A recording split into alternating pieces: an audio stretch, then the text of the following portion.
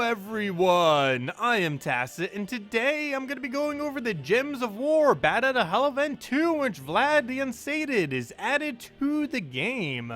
However, before we get into that though, this is, of course, the first weekly event video of the new patch of 4.6. With this, for now on, I will be mentioning the medals and badges, mostly medals, that should be used with every single set of teams. Unfortunately, it can't be set like banner or hero class or anything like that.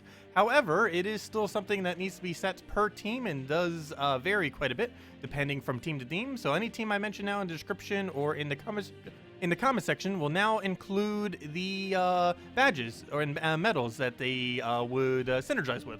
So it's similar to how we just showed the banner and class and everything else with every single team, just another thing to show. One other thing though, which is actually a change, two changes that ended up occurring. One and most noteworthy is that they completely nerfed Medal of Cedric down to nothing, essentially. It now is a 2.5% cleanse for badge and 10% cleanse to the medal. This still stacks the same way that it stacked before. However, that is a gigantic nerf because using 3 of these is less effective than using one prior to this nerf. So yeah, Medal of Cedric pretty much useless now unless you're specifically up against a team that is extremely heavy in stats effects and you just don't want to run a cleanse option for whatever reason. Like if you're in, let's say, like Guild Wars and you just don't want to have to deal with freeze, but you don't want to have to put a cleanse on your team, you could still spam Medals of Cedrics and still have a better chance of cleansing them than you previously would have. However, yeah, you don't have like near 100% cleanse rate anymore.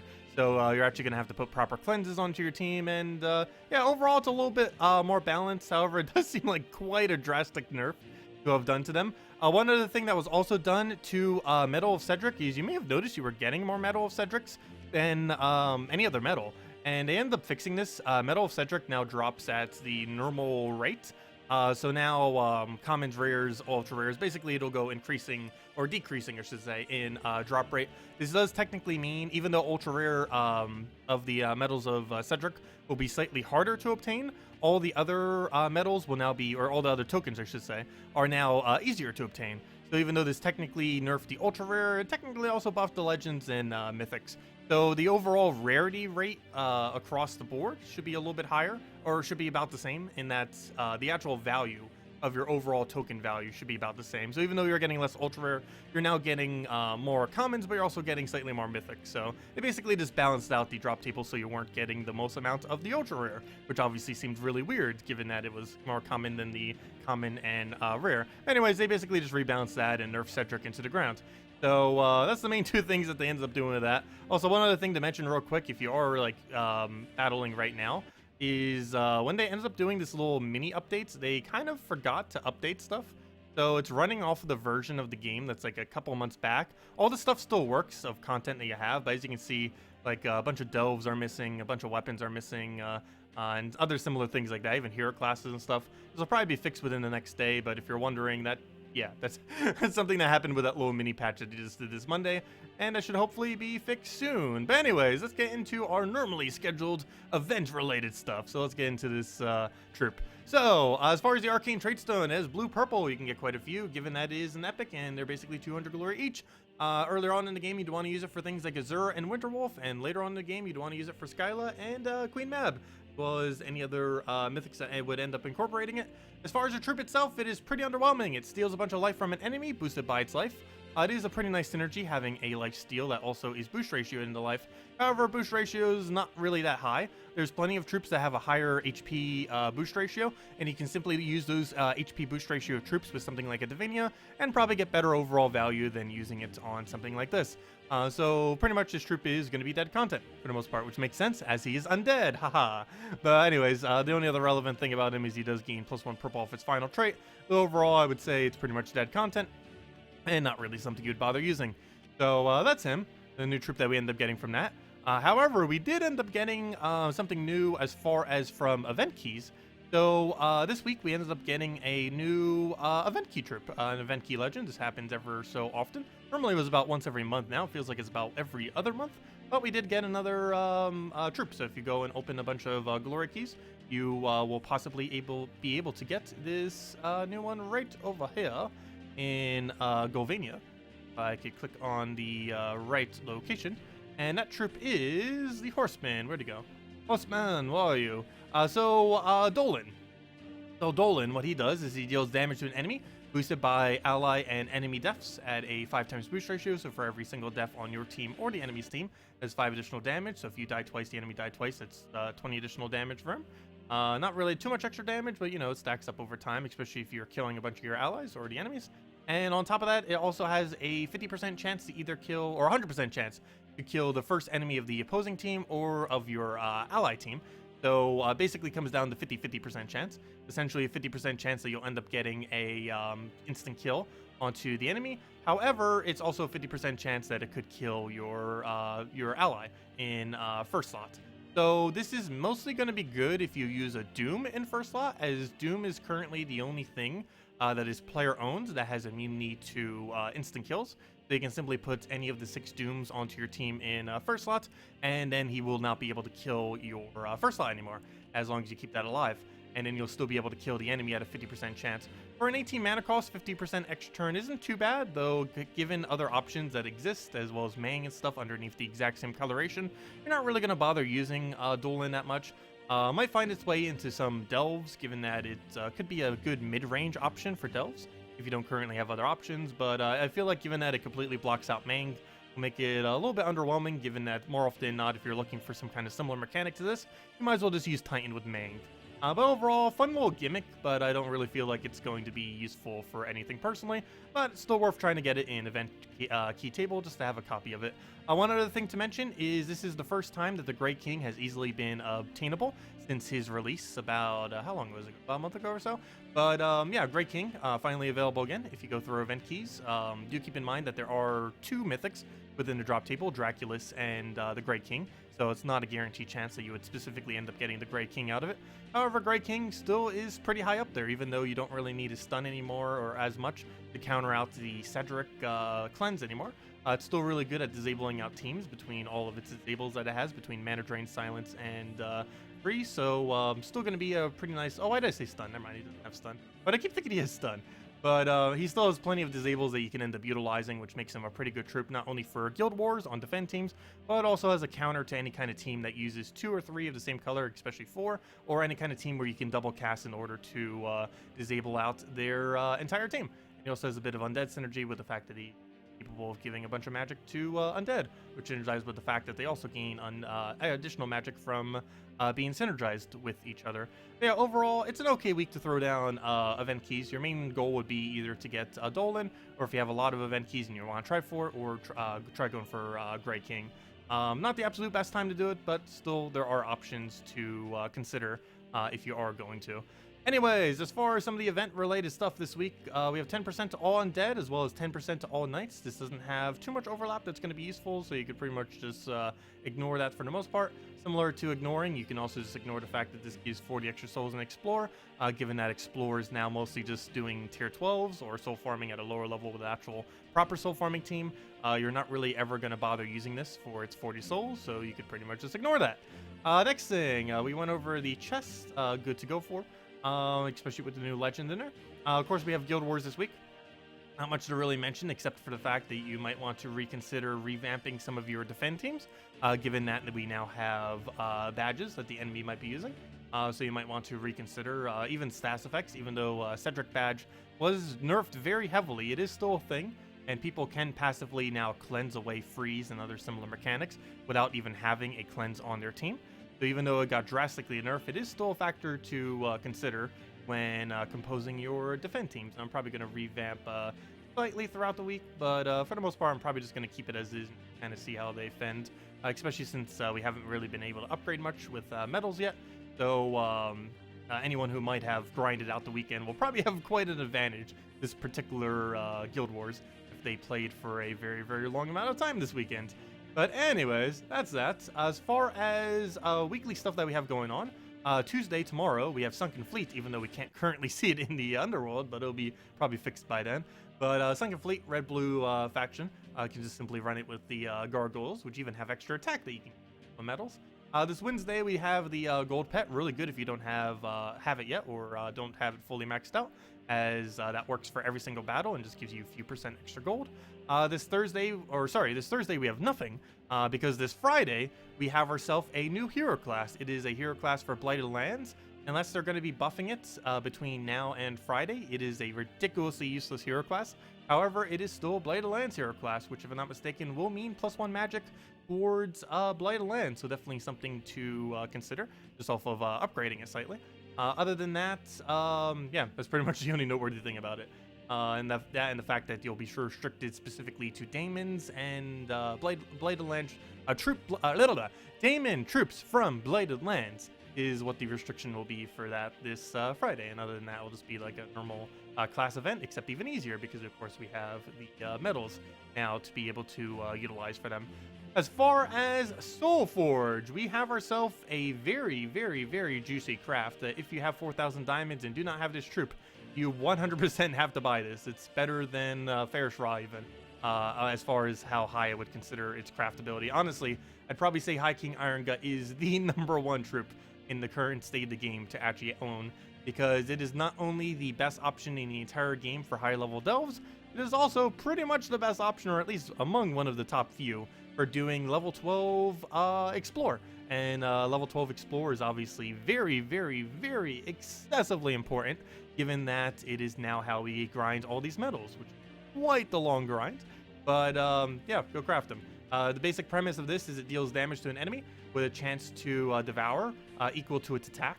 This scales all the way up regardless of what its attack is at a 1-to-1. So right now we'd have a 42% chance to devour, and this can be raised by using medals.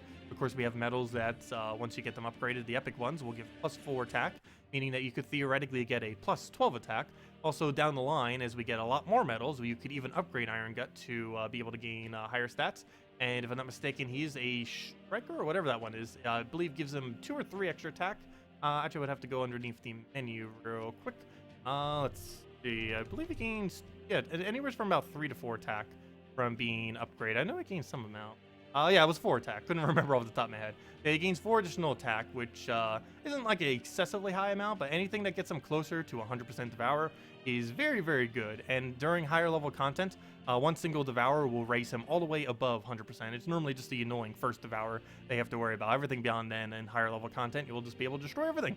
He's also, while not really utilized for it that often, can be used in pretty much any game mode in the game. While he is mostly used for upscaling against delves and explore, he can be used for PvP. He can be used for Guild Wars. He can be used for Tower of Doom. There's pretty much no restriction as to what he could be used for, assuming that he can actually be used within the game mode. So yeah, really, really strong troop. Highly, highly, highly advise getting it, as it is the best devour option in the game and essentially the best troop in the game from an overall value perspective. So if you have 4,000 diamonds or will by the end of this week and you don't own Irongut, you definitely need to go get an Irongut, because it will be a while before you'll be able to get him again. So yeah, go craft Irongut. Other than that, we have ourselves 2 weapons that are craftable over here. The Doom Scythe, which is definitely the more desirable one to go for. This is actually probably one of the better of the 6 Doom weapons, if not the absolute best, in my opinion. And that's mainly because it has itself a Bone Storm attached to the weapon itself, which is obviously very powerful, given that it is a skull-creating troop, or a skull-creating weapon to begin with. So, yeah, pretty strong weapon. Also gets to counter out yellow, which is a pretty commonly used color for divine teams and a few other decently strong teams. So you can easily hard counter by just converting them all away. So really good overall Doom weapon and one of my personal favorites. Other than that, we also have Wall of Oblivion. This thing is useless, but if you want it for collection purposes, it is here. But if you had to go for one, obviously go for the Doom Scythe. So if you had to go for one anything, definitely go for High King Irongut. But yeah, High King Irongut, then Doom Scythe, then Wall of Oblivion. Pretty much the priority order for diamonds this week, with High King Irongut obviously being the highest priority by a mile and a half. Okay, other than that, we have ourselves a bunch of teams I wanted to show, or at least a few teams, real quick. So the first one is, let's find a PvP team that will absolutely decimate us. So right here, I just wanted to mess around with the instant kill mechanic that we have off of Dola. This is mainly to show it. I don't personally feel like he's viable for anything. He's a fun troop to use. He definitely has the fun factor to him, but he's not really useful, at least based on what I can currently tell. and especially compared to other options. I can't think of a single option where he's going to beat out Mang, even in higher level content, because Mang, of course, scales to higher level content. And you can't really use the two together. But basically, the whole concept and gimmick of him is he'll do a bunch of damage to a single troop that is boosted based on the amount of deaths that have occurred within the battle. And then he'll have a 100% chance to either 50-50 that will either kill the first enemy or the first ally. And as you saw right there, our invulnerability just triggered. It is incapable of killing anything that has invulnerable. And with that being said, any of the 6 Doom troops, including, of course, our Doom of Ice here, do have invulnerable and are player-owned. So you can use them in order to negate out his instant kill, so that you can get it basically as a 50% chance to kill the enemy with a 0% chance to kill yourself, which is a fun way of messing around with it. Other than that, I just use this so we can get a little bit of kill, hopefully off of 25% and getting lucky. Unfortunately, like many percents in this game, it feels like they never do. But we'll go and let's see, what's our best way of winning at this point? Probably feeding him a bunch of mana. Leprechaun's our main mana generator. But just getting a little bit of green will be able to feed into that. Got all of our mana. Hopefully we can get some kills rolling. So that just killed our first slot. That's somewhat unfortunate because that can actually go and kill our other first slot now. So we could actually fail here since we now have lost the Doom. As one of the other slight issues is most people probably don't have the Dooms maxed out. So even if he was like slightly viable, okay, there's his 50% instant kill right there that he can get on the enemy. But even if he was technically viable, most people do not have a Mythic Doom. You would have to have used at least one blue orb on them to have had it by now. That or your guild would have had to have like first placed both the events, which I highly doubt any guild actually did end up achieving. Even if they end up getting one, it was very unlikely that they would have gotten the other. But I'm pretty sure most people don't have the Dooms max, so that makes them even weaker, since those 6 Dooms are the only things that actually have the immunity. So right here, given that we have the lower amount of damage, this actually should be enough to kill that. Unfortunately, we just killed our own first slot because we didn't have the indestructible. He does have a 50% chance to summon this Vargolo thing whenever we end up getting a kill onto the enemy. However, this isn't really that good because the troop is just bad. So really weird that they ended up making it summon that. They had a really decent opportunity to give it a summon that, you know, wasn't completely useless. And if that summon wasn't useless, this troop actually probably would be viable, especially if it was an upscaling troop, if it would summon something of that kind.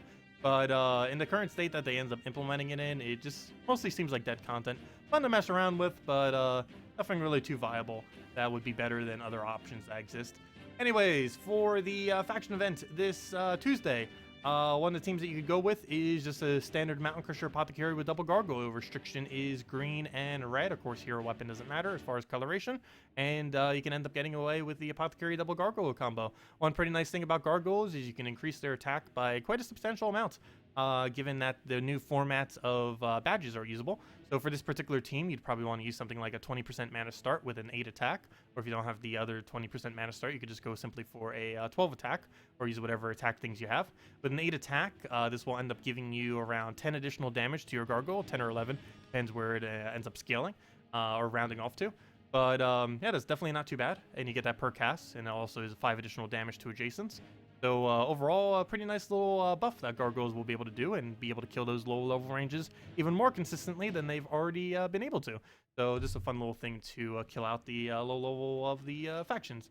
Other than that, of course, we have ourselves the new faction, or the new hero class that's coming out this Friday. As I mentioned, this is the Blighted Lands hero class that will be restricted to Blighted Lands daemons. This is pretty much the entirety of the kingdom. However, the kingdom doesn't really have much synergy with itself. So as far as the lower level battles, you'd most likely want to go Mang, Hellcat with double Lamestrew, or even just triple Lamestrew. And for the later battles, you basically want to replace out the Black Manacles for a Mang if you're going to be going further than the free battles. I wouldn't really advise that, as this hero class does seem like it's going to be pretty underwhelming, given that I will still be away on break. For that time, I'm probably not even going to bother with this class event, to be honest.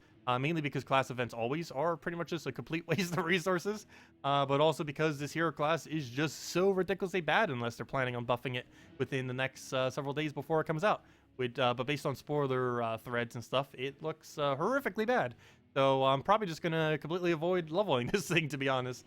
So you might want to consider doing the same. Do keep in mind you will have to have it leveled to some degree, obviously, for kingdom upgrades for post 10 stars. But other than that, it is not really that good, and is something to consider avoiding. Other than that, don't forget, we also got, forgot to mention this a little bit earlier, but as it's not too relevant, but Ghulvania did reach 15 stars. It is possible to 15-star Ghulvania now. It was previously only capable of reaching 13 stars. So if you got that legend and got it max, as well as the glory troop, the glory troop obviously being the easy one to get max, then you'd be 15 stars. You have everything else within the kingdom fully maxed out. Not really too important to get there. The most important one, of course, is just to get to 10 for that little bit of extra stats. But yeah, it is now 15 starable. And the only other thing I kind of wanted to mention real quick is just going over a team, I guess. We'll go to Blighted Lands, do a quick little battle here. And this battle is mainly just to show ourselves a Irongut team. Should I go with this one? This was the one I've been using the most recently. As well as, I guess we'll go show the cheaper one, though, for people that don't have the Zugaf, as I know most people don't. Though I did kind of show this already a little bit last week, but it's Mountain Crusher, Apothecary, Hiking, Irongut, and Mirage Queen. This is one of the cheapest teams. Actually, I believe it's the cheapest team that can effectively use Hiking Irongut. Basically, the premise here is that we have Mountain Crusher in order to mana accumulate and to tank for our team. The Apothecary is to mana generate and cleanse for our team. The Hiking Irongut is to kill every last one of them. And the Mirage Queen is to curse so that we can kill every last one. And that is pretty much the game plan, because curse, of course, removes the immune to devour. The only thing that you won't be able to really counter that well with this particular team, which the Zugaf team works quite a bit better at, is the dooms. Even though you can't instant kill the dooms or devour the dooms, you can still skull spam the dooms. And while this team does have a little bit of skull spam, the Zugaf version does end up doing that a little bit more effectively than this one does. But all we really have to do is just get Apothecary down. We're using Titan, so we bury every single round. Make sure your hero doesn't die. If it does, it's not too big a deal, though it is generally something you want to avoid, as the quicker that dies, the slight chance you have of possibly losing. But yeah, Irongut definitely a outstanding option for doing these explorers. So if you're struggling with them to any capacity, this is definitely something to consider picking up, as you'll pretty much auto-win all of them once you have a Irongut. Of course, your attack will be lower, most likely. However, you can use badges to try to increase that. Just try focusing attack kingdoms and anything else to try to focus up his attack. And once he gets that first devour, he's obviously, even if he only has something like 20 attack, which you like to have a little bit higher than that, probably in the 30s or so. But you can see, even with something like 20, you would end up reaching the max capacity of over 100, which after your first devour would give you a 100% chance to start devouring them. And then you can just start killing them out and winning from there. Also, I will be going over some teams very, very soon. I've been wanting to test them, especially after the rebalance that was just done to badges. And yeah, we'll have a video going up soon on a bunch of different teams. Some not even using Irongut that you'll be able to use for all these new explorers, mini bosses, and mythic boss battles. But anyways, guys, I believe that will wrap it up right here. If you guys still have any other questions about anything, feel free to leave it in the comment section below. Main takeaway is definitely consider getting yourself an Irongut if you don't have it. It is so ridiculously good in the current state of the game, and it is one of the probably most key troops to own with how the game is currently set up, as it is really good for taking out these. Actually, probably show the other one, but might as well. Yeah, it's just really, really good at killing everything. Even more so when we use it in like a context of this. Because with a Zugaf, we have more of a capability of actually being able to utilize this. Since we don't really have to worry as much about the immunities. We still didn't really have to worry about the immunities when we were doing it with Mirage Queen. However, Mirage Queen has a bit of downtime since it doesn't always necessarily extra turn. Whereas with this, we pretty much just extra turn spam like crazy. Unfortunately, it did just try devouring twice and we got 0 of them. We can basically just keep mana looping since we don't have to waste an entire slot for Mirage Queen anymore. One other nice thing is if our hero does die, which does happen on occasion like right here, we can end up using the higher stats that we get from that Devour. Because in the other version of the team, and most other versions that end up using a Irongut, you generally are using an Apothecary, and that Apothecary is normally in second slot, so it gets mana a bit better. But in this kind of context of team, your Irongut can actually be placed perfectly into second slot. And this is slightly better because it can actually utilize its stats in order to hit the enemy, which you normally wouldn't have been able to do as quickly. So any of our skull values that we end up getting from devouring them, we'll be able to immediately start using as actual skull damage to try to kill them.